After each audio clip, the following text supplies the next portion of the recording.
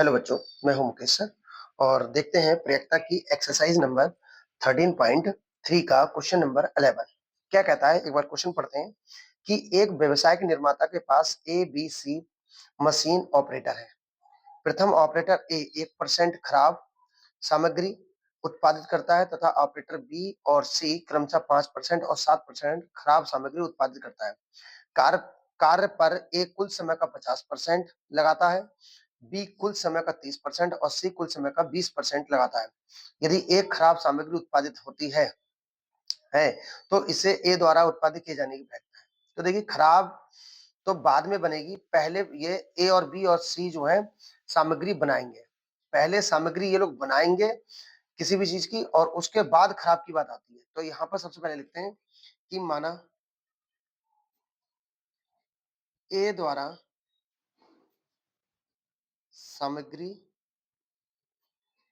उत्पादित करने की घटना, उत्पादित करने की घटना बराबर E1, बी द्वारा सामग्री उत्पादित करने की घटना बराबर E2 और सी द्वारा सामग्री उत्पादित करने की घटना E3। और इसमें ये कह रहे हैं खराब सामग्री, तो उसके बाद जो कॉमन है वो है खराब। तो खराब सामग्री उत्पादित करने की घटना, खराब सामग्री उत्पादित करने की घटना, करने की घटना बराबर। अब देखते हैं probability of E1। Probability of E1 क्या कहता है, प्रोबेबिलिटी ऑफ E2 क्या कहता है और प्रोबेबिलिटी ऑफ E3 क्या कहता है। अब देखते हैं, कह रहे हैं अ, कह रहे हैं ए कुल समय का 50% लगाता है, यानी कि जो उत्पादित कर रहा है वो 50% कर रहा है, यानी ए कुल समय का 50% लगाता है। जितना समय लगाता है तो उसमें जो उत्पादित कर रहा है वो आपको 50% है। तो प्रोबेबिलिटी ऑफ E1 का मान दे रखा है 50%, यानी कि 50/100। और बी कुल समय का 30%, यानी बी जो है जितना समय है उसमें 30% दे रहा है, यानी 30% में 30/100 इतनी सामग्री उत्पादित कर सकता है। और सी कुल समय का 20%, यानी कि 20% यानी कि 20/100। अब वो सबसे ऊपर ये कहता है एक व्यवसायिक निर्माता के पास A B C machine operator है। प्रथम ऑपरेटर ए 1%, यानी जो ए है वो 1% खराब सामग्री उत्पादित करता है और बी और सी 5 और 7%। तो हमें क्या दे रखा है, probability of A upon E1, यानी कि वो मशीन, वो ए ने खराब सामग्री उत्पादित की है, वो कितनी है 1%, यानी कि 1/100। प्रोबेबिलिटी ऑफ A/E2 की मतलब क्या हुआ कि वो खराब सामग्री किसने बनाई है, बी ने, बी के लिए E2 लिया है। तो वो कितनी है, बी ने कितना करा है 5% और सी ने 7%, ये हो गए 5%, यानी 5/100। और प्रोबेबिलिटी ऑफ A/E3 का मतलब है कि वो खराब सामग्री किसने बनाई है, सी ने, और वो कितनी है 7%। तो 7% यानी कि 7/100। अब आगे लास्ट में क्वेश्चन पढ़ते हैं कि कह रहे हैं तो इसे ए द्वारा उत्पादित किए जाने की प्रक्रिया कर, ए ने बनाया, यानी कि E1 पूछा है। अगर E1 E2 E3 में से किसी की प्रक्रिया पूछी जाती है तो वो आपका क्या कहलाता है, बेस। यानी प्रोबेबिलिटी ऑफ E1 अपॉन ए, यानी कि वो खराब तो सामग्री बनाई है लेकिन किसने, ए ने बनाई है। तो E1 अपॉन ए पूछा है, तो बेस प्रमेय से, बेस प्रमेय। और बेस प्रमेय क्या कहता है, प्रोबेबिलिटी ऑफ E1 अपॉन ए का फॉर्मूला बनेगा probability of E1 into probability of A upon E1 upon probability of E1, probability of A/E1 plus probability of E2 into probability of A/E2 into plus probability of E3 into probability of A upon E3। ये हमारा base पर। अब value लगाते हैं। E1 की जो value है वो है 50, 50/100 और A/E1 की वैल्यू 1/100 अपॉन 50/100 1/100 प्लस E2 30/100, 30/100 और फिर है यहाँ पर A/E2 कितना है 5/100 प्लस प्रोबेबिलिटी ऑफ E3 20 बटे यानी 20/100 इंटू A/E3 कितना है 7 बटे। अब यहाँ पर अगर हम देखें तो 100 गुणा 100 यानी 10,000 यहाँ से 10,000 यहाँ से 10,000 यहाँ से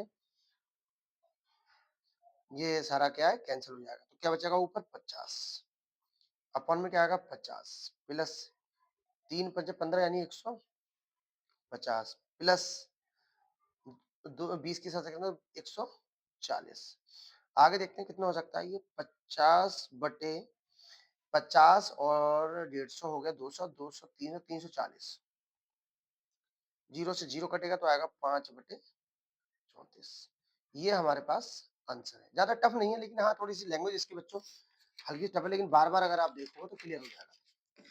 अगला क्वेश्चन देखते हैं। अगला क्वेश्चन ये कह रहा है कि 52 ताश 52 ताश की गड्डी से 52 ताश की एक गड्डी से एक पत्ता खो जाता है शेष पत्तों से 2 पत्ते निकाले जाते हैं 52 ताश की गड्डी से एक पत्ता खो जाता है शेष पत्तों से 2 पत्ते निकाले जाते हैं जो कि ईंट के पत्ते हैं यानी कि तो खो गए पत्ते के ईंट के होने प्राप्त होता हो तो इसका मतलब ये कि पत्ता चाहे खोया हुआ हो चाहे पत्ता ना खोया हुआ आपको पत्ते किसके निकालने ईंट के ही निकालने साफ लिखा है शेष पत्तों से 2 पत्ते निकाले जाते हैं जो कि ईंट के हैं यानी पत्ते आपको ईंट के निकालने चाहे पत्ते खोया हुआ हो चाहे ना खोया तो वो यहाँ पर ये भी कह सकता जो कि ईंट के पत्ते खो गए पत्ते की ईंट की प्राप्त होने की प्राप्त होता वो ये भी कह सकते हैं खो गए पत्ता नहीं खोया है इस बात की प्राप्त होता है खोया हुआ पत्ता ईंट का नहीं है इस बात की प्राप्त होता है तो सबसे पहले लिखेंगे कि ईंट का पत्ता खोने की ईंट का पत्ता खोने की घटना खोने की घटना बराबर E1 ईंट का पत्ता न खोने की घटना क्या ले लेंगे E2 और जो कह रहा है कि जब खो जाता है ना तो शेष पत्तों से 2 पत्ते निकाले जाते हैं जो कि ईंट के तो अब हम कह सकते हैं कि 2 ईंट के पत्ते निकाल 2 ये कॉमन है 2 ईंट के पत्ते निकालने की घटना बराबर ये कॉमन है चाहे खोया हुआ हो चाहे ना खोया आपको पत्ते ईंट के ही निकालने हैं अब ईंट का पत्ता निकालने की प्रक्रिया प्रोबेबिलिटी ऑफ E1 ईंट का पत्ता खोने की प्रक्रिया ईंट के पत्ते होते हैं बेटा 13 तो 13 में से खोया होगा और 52 में से खोया होगा 13×4 = 52 ईंट का पत्ता खोने की प्रक्रिया कितनी है अब प्रोबेबिलिटी ऑफ E2 का मतलब हुआ कि ईंट का पत्ता ना खोने की प्रक्रिया ईंट का पत्ता ना खोने की प्रक्रिया के लिए हम E2 कह रहे हैं तो ये हो गया आपका 39/52 ईंट के पत्ते ने 13 हो तो 13 में से खोया है ईंट का पत्ता नहीं खोने की प्रक्रिया ईंट का पत्ता ना खोने की प्रक्रिया यानी ईंट का नहीं खोया तो इसका मतलब 39 जो है उनमें से कोई पत्ता खोया होगा तो 13×3 = 39 और 13×3 = 39 और 13×4 = 52 अब वो ये कह रहे हैं अब हमें 2 पत्ते निकालने हैं तो लिखेंगे ईंट के पत्ते खोने पर ईंट के पत्ते ईंट का पत्ता खोने पर खोने पर 2 ईंट के पत्ते निकालने की प्रक्रिया 2 ईंट के पत्ते निकालने की प्रक्रिया इस लाइन का अर्थ हुआ कि प्रोबेबिलिटी ऑफ A/E1 अब हमें ये तो पता है कि पत्ता ईंट का खो गया है अगर पत्ता ईंट का खो गया है उसके बावजूद भी हम किसका पत्ता निकाल रहे हैं ईंट के तो प्रोबेबिलिटी ऑफ A/E1 कैसे निकालेंगे देखिए ईंट का पत्ता खो गया है अब ईंट के टोटल 52 पत्ते होते हैं जिसमें ईंट के 13 हो गए और अदर कितने हो गए 39 तो जब इसमें से एक पत्ता खो गया तो यहाँ पर एक 52 है और यहाँ पर कितने 51 तो हमारे पास 12 में से आएगा और 51 में से आएगा और फिर एक निकल आया हमें निकालने दो फिर 11 में से आएगा और 50 में से आएगा तो कंडीशन ये हो गई हमारे पास अब ये कंडीशन अब कहेंगे कि ईंट का पत्ता नहीं खोने पर नहीं खोने पर 2 ईंट के पत्ते निकालने पड़ते 2 ईंट के पत्ते निकालने की प्रायिकता, यानी कि प्रोबेबिलिटी ऑफ ए बटे ई वन, ई बटे ई टू, ए बटे ई टू, यानी कि जब ईंट का पत्ता नहीं खोया है तो ईंट के तो हमारे 13 रहेंगे। अब यहाँ पर आपके जरूर 38 पत्ते हो जाएंगे। अगर ईंट का पत्ता नहीं खोया है तो ये 13 हैं, तो यहाँ पर 51 हो जाएंगे, फिर भी हम ईंट के निकालने हैं। यानी कि हम यूं कह सकते हैं कि मान लीजिए 52 पत्ते हैं टोटल, 52 में से ईंट का नहीं खोया है तो इसका इसमें रह गए 38 और यहाँ पर रह गए 51, लेकिन हमें पत्ता कौन सा निकालना है, ईंट का निकालना है। तो 13 में से निकलेगा और 51 में से निकलेगा, फिर 12 में से निकलेगा एक पत्ता और 50 में से निकलेगा, यानी कि अगर 13 में से निकालोगे तो टोटल 51 में से निकलेगा ईंट का, फिर 13 में से एक निकलेगा तो एक बचा है अभी, तो अब 12 रह गए, यहाँ 12 रह गए और यहाँ पर कितने रह गए 50, तो 12 में से निकलेगा और 50 में से निकलेगा। अब वो ये कह रहे हैं इस बात में, शुरुआत में कह रहे हैं क्वेश्चन में, तो जो कि ईंट के पत्ते खो गए पत्ते की ईंट को नहीं फेंकता है, खो गए पत्ते की ईंट को होने की प्रायिकता, यानी प्रोबेबिलिटी ऑफ E1 अपॉन ए हमसे पूछा जा रहा है। तो बेस प्रमेय से बहुत अच्छा क्वेश्चन है ये। बेस प्रमेय से क्या कहता है, probability of E1 upon A, probability of E1, probability of A बटे E1 upon probability of E1 into probability of A बटे E1 plus probability of E2 into probability of A बटे E2। देखते हैं, प्रोबेबिलिटी ऑफ E1 का मान हमारे पास 1/4 और ए बटे E1 का मान हमारे पास है, ए बटे E1 का मान है 12/51 गुणा 11/50 बटे 1/4, 12/51 गुणा 11/50 प्लस प्रोबेबिलिटी ऑफ E2 3/4, 3/4 गुणा 13/51 गुणा 12/50। अब 4 गुणा 51 गुणा 50, 4 गुणा 51 गुणा 50, 4 गुणा 51 गुणा 50, ये तो कॉमन होकर कट जाएगा। ऊपर जो बचेगा 12 गुणा 11 और यहाँ बचेगा आपका 12 गुणा 11 प्लस, और यहाँ भी हमारे पास आएगा 3 गुणा 13 गुणा 12। अब यहाँ पर हम 12 यहाँ से भी कॉमन होकर कट जाएगा, तो 12 यहाँ से, 12 यहाँ से और 12 ये कट जाएगा, तो ऊपर तो आएगा 11 और यहाँ पर आएगा 11 प्लस 13 तिया 39। अब 11 की जब गुणा, 11 तो ऐसे ही रहेगा, 39 और 11 हमारे पास कितना आएगा 39 और एक 50, तो 11/50। ये हमारा हो गया क्वेश्चन नंबर 12। बहुत अच्छा क्वेश्चन है बच्चों। एक और क्वेश्चन देखते हैं, क्वेश्चन नंबर 13 क्या कह रहा है कि ए द्वारा सत्य बोलने की प्रायिकता 4/3 है, एक सिक्का उछाला जाता है। ए द्वारा सत्य बोलने की प्रायिकता 4/3 है, एक सिक्का उछाला जाता है, एक सिक्का उछाला जाता है तथा ए बताता है, कोई व्यक्ति है ए, तथा ए बताता है कि उस पर चित्र प्रदर्शित हुआ है, वास्तविक रूप में चित्र प्रकट होने की प्रायिकता, यानी कि जो ए जो बता रहा है वो ये भी कह सकता है कि चित्र प्रकट हुआ है, वो ये भी कह सकता है चित्र प्रकट नहीं हुआ है, वास्तविक रूप में चित्र प्रकट हुआ है, इस बात की प्रायिकता बताना है। तो देखिए हम क्या करेंगे, फिर से लिखेंगे कि माना ए द्वारा सत्य बोलने की घटना, सत्य बोलने की घटना बराबर ए E1 और ए द्वारा सत्य न बोलने की घटना बराबर E2। अब वो कह रहा है वास्तव में चित आने की घटना, चाहे वो सत्य बोल रहा हो चाहे वो असत्य बोल रहा हो, लेकिन उसमें चित आया, तो चित आने की घटना, चित आने की घटना बराबर ए। तो प्रोबेबिलिटी ऑफ E1 का मतलब क्या हुआ कि ए द्वारा सत्य बोलने की घटना आपने क्या मानी है E1, तो सत्य बोलने की प्रायिकता कितनी है 4/3 और सत्य ना बोलने की घटना यानी प्रोबेबिलिटी ऑफ E2 1/5। सत्य बोलने की घटना, सत्य ना बोलने की घटना, अब चाहे वो व्यक्ति सत्य बोल रहा है तब भी चित आया है और असत्य बोल रहा है तब भी चित, वो चित आने की घटना को ए। तो प्रोबेबिलिटी ऑफ A/E1 का अर्थ क्या हुआ, A/E1 का अर्थ हुआ कि ए सत्य बोल रहा है कि उस पर चित आया है, कि सत्य बोल रहा है और उसमें चित आया और चित आने की घटना होती है बेटा 1/2। Probability of A upon even का मतलब हुआ कि ए सत्य बोल रहा है, तो उसमें चित आया तो चित आने की घटना कितनी? 1/2। प्रोबेबिलिटी ऑफ ए बटे E2। अब असत्य बोल रहा है, यानी कि E2 का मतलब है कि ए द्वारा सत्य असत्य बोल रहा है वो। असत्य बोल रहा है लेकिन वो कह रहा है कि चित आया है, यानी कि वो झूठ बोल रहा है लेकिन चित आया, तो इसकी चित नहीं आया, उसकी प्रायिकता भी कितनी होगी? 1/2। देखो ए बटे E1 का मतलब है कि ए द्वारा सत्य बोलने की घटना, यानी ई सत्य बोल रहा है कि उसमें चित आया है, यानी 1/2।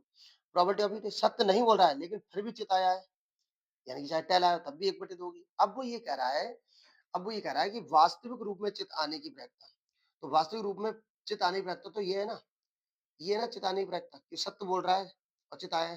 तो हमसे ये पूछा है probability of E1 upon A, E1 upon A पूछ रहा है। अब चित आया है लेकिन सत्य बोला तभी तो वास्तविक रूप में, तो बेस प्रमेय से, बेस प्रमेय से। अब बेस प्रमेय क्या कह रही है? Probability of E1 upon A बराबर probability of E1 into probability of A upon E1 upon probability of E1 into probability of A बटे E1 plus probability of E2 into probability of A बटे E2। Value लगाते हैं। Probability of E1 की value है 4/5 और ए बटे E1 की value 1/2। 4/5 और 1/2 plus probability of E2 1/2 E2 1/5 और यहाँ पर हो गया तुम्हारा 1/2। तो 5 गुणा 2 5 गुणा 2 5 गुणा 2 तो कैंसिल हो जाएगा, तो यहाँ आएगा 4 और यहाँ पर आएगा 4 प्लस 1, 4 यहाँ आएगा और 4 यहाँ आएगा, 1 यहाँ आएगा, तो यानी कि 4/5। ये हमारा आंसर हो गया क्वेश्चन नंबर 13 का। नेक्स्ट क्वेश्चन देखते हैं। एक और क्वेश्चन देखते हैं, क्वेश्चन नंबर 14।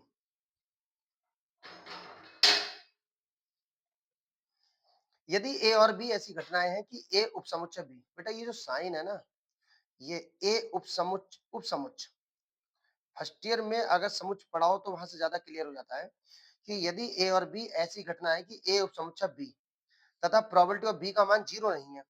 यहाँ पर साफ साफ क्लियर कर दिया कि प्रोबेबिलिटी ऑफ बी का मान क्या नहीं है? 0 नहीं है। तो निम्न में से कौन सा कथन ठीक है? ठीक है। अब आप समझिए ए उपसमुच्चय बी का अर्थ क्या है।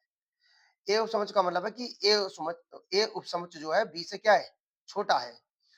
ए जो है बी से क्या है? बी बड़ा समुच्चय, ए छोटा समुच्चय, ए उपसमुच्चय। उपसमुच्चय का मतलब छोटा। ठीक है। तो यहाँ पर देखिए, अगर हम कहें ए उपसमुच्चय बी, तब एक कंडीशन होती है ए इंटरसेक्शन बी का मान ए होता है।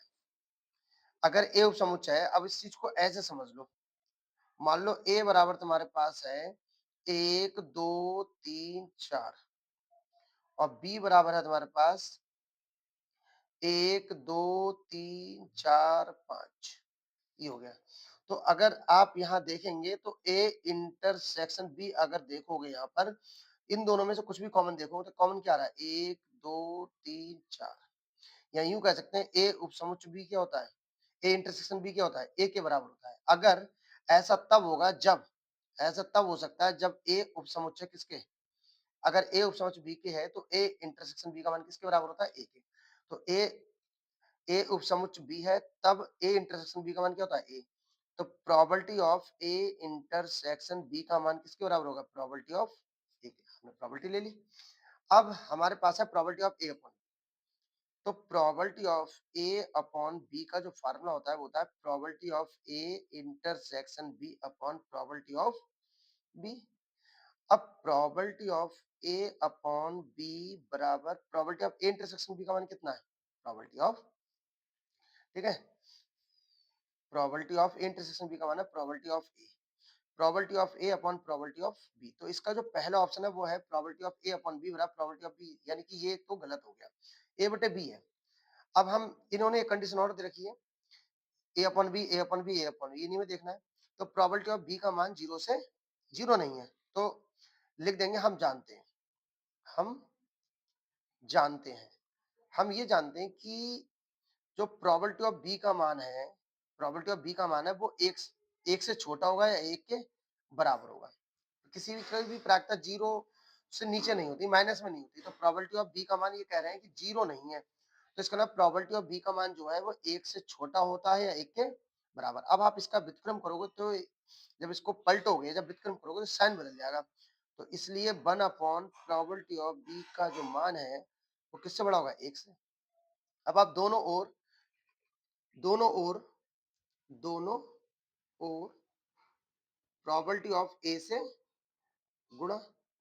जब आप इससे गुणा करोगे तो हमें मिलेगा probability of A upon probability of B is greater than equal 1। और probability of A upon probability of B को अगर हम ऐसे लिखने probability of A upon B is greater than equal 1। अब आप देखिए कहाँ ऑप्शन है, probability of A upon B is greater than equal probability of, यानी कि हमारे पास कौन सा सही है विकल्प? विकल्प बहुत अच्छा सवाल है, विकल्प सी।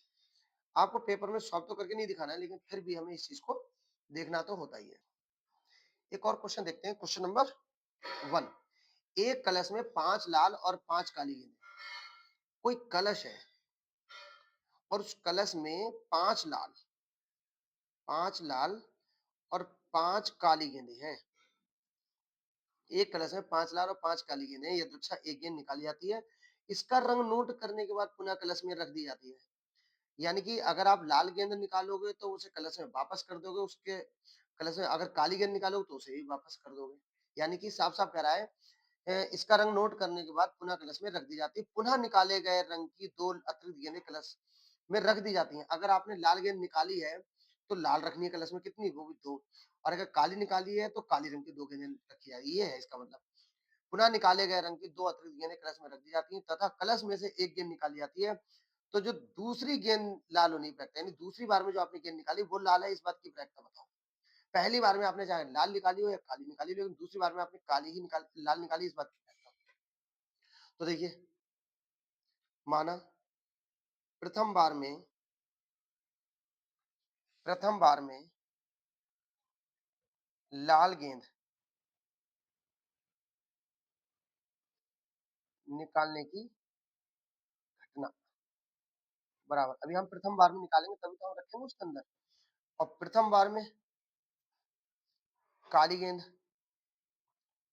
निकालने की घटना यानी कि E2। अब वो दूसरी बार में आपको लाली गेंद निकालनी है, तो दूसरी बार में लाल गेंद निकालने की घटना, चाहे प्रथम बार में कोई सी भी निकाली हो, दूसरी बार में लाल गेंद निकालने की की घटना बराबर दूसरी बार में लाल गेंद निकालने की घटना। तो जरा देखिए, प्रथम बार में बहुत अच्छा सवाल है ये भी। प्रथम बार में लाल गेंद निकालने की प्रैक्टिस निकालने की। अब आप खुद देखिए प्रोबेबिलिटी ऑफ इवन का मतलब हुआ कि प्रथम बार में आप लाल गेंद निकाले, लाल है कितनी बेटा? 5। 5 में से निकलेगा और टोटल कितनी? 10, यानी हो गई 1/2।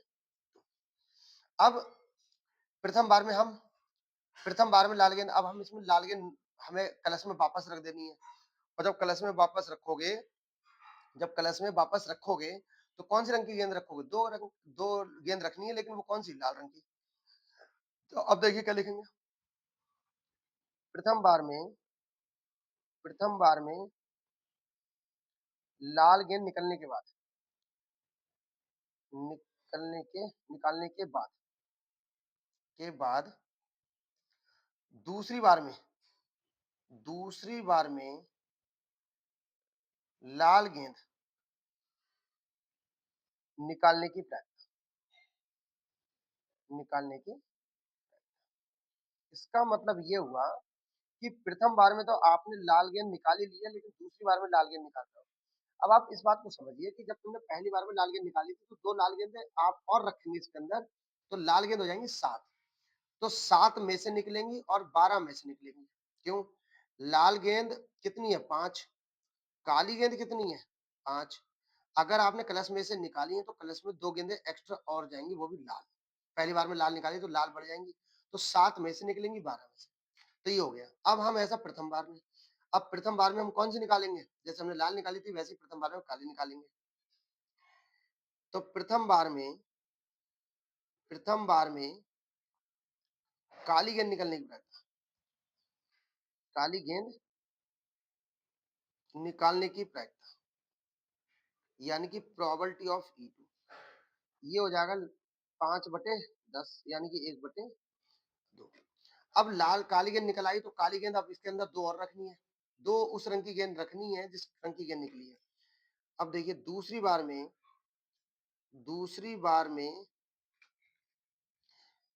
में लाल गेंद निकलने की प्रायिकता, लाल गेंद निकालने की प्रायिकता, निकालने की प्रायिकता, जबकि प्रथम बार में प्रथम बार में काली गेंद निकली है, काली गेंद निकाली है, निकाली यानी प्रोबेबिलिटी ऑफ A/E2, यानी कि इसमें ये कह रहा है कि दूसरी बार में तुमने काली निकाली है, वो पहली बार में आपने काली निकाली है लेकिन दूसरी बार में आप कौन सी निकाला है? लाल।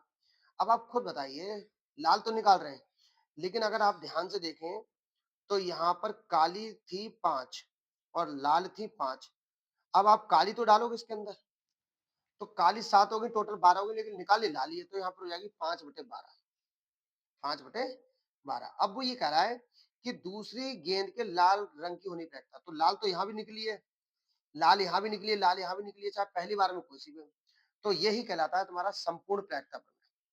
तो ये बेस प्रमेय का नहीं है। अगर वो E1 E2 में से किसी की पूछता है तो बेस होता है। तो दूसरी बार में लाल गेंद निकलने की प्रायिकता, दूसरी बार में लाल गेंद निकलने की प्रायिकता, इसका फार्मूला बनेगा probability of E1 into probability of A/E1 plus probability of E2 into probability of A/E2। ये तुम्हारा संपूर्ण प्रायिकता प्रमेय कहलाता है। संपूर्ण प्रायिकता प्रमेय। बस 2 ही क्वेश्चन है, एक क्वेश्चन नंबर 1 और एक क्वेश्चन नंबर 2।